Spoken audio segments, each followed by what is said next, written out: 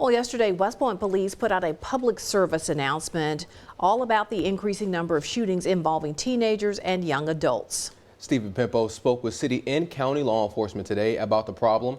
He joins us in the studio with more. Stephen? Andrea Winston, that's right. West Point Police say they recovered 2 guns and a painted air rifle during 3 separate incidents over the weekend. Investigators say the firearms are involved in ongoing investigations. And while West Point PD says there have been no injuries so far, with bullets hitting houses and cars, it could only be a matter of time.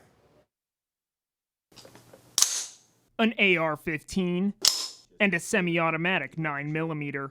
Those are just some of the guns that West Point Police have recovered recently.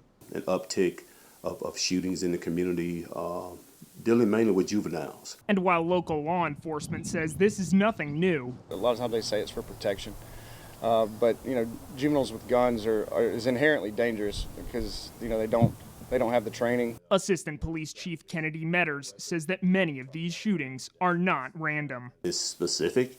They know where they're going. They know who they want to get to. While West Point Police say several of these shootings involve 2 opposing factions, they're not classifying it as gang violence. Maybe a loose group of kids that live in the same neighborhoods. They get into it with somebody else in another different part of the neighborhood, and they just want to pick up a gun and kind of prove that I'm better than you. Monday, West Point PD put out a video as a public service announcement on the shootings and to urge parents to make sure they know what their children might be doing. We know they go out on the weekends and stuff like that, but when they're out carrying weapons and shooting at people, shooting into cars, then that's a whole different situation that we have to deal with. Assistant Chief Metters says officers also recovered an air gun over the weekend, painted to look like a rifle. With law enforcement, this is not a toy to us, because if you pull this weapon, then you're going to have an officer involved shooting. The assistant chief says they've gotten complaints of someone shooting stores and people with the air guns,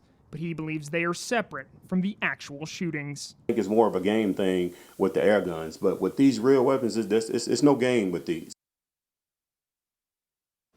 Assistant Chief Metters says the department is stepping up traffic stops, increasing officer visibility in popular areas to try and cut down on these shootings before the summer. He says Police Chief Avery Cook is also working to develop a youth outreach program.